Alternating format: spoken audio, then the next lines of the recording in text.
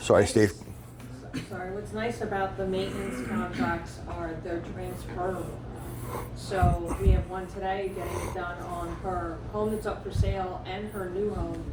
But I always tell the customer, make sure that you tell your buyers that that contract is transferable to them. And if they call us and say, hey, I'm a new owner, we will amend everything to their name. It's a nice selling feature. It is a nice selling feature, but it got a funny story. Had a customer in Lawrenceville. We did that. She says, "Oh, I'm going to renew my contract for the new people." Blah, blah, blah. I said, "It could be transferred to the new people." They moved local. We seen them. I said, "Never seen them." She goes, "I wouldn't even tell them about the."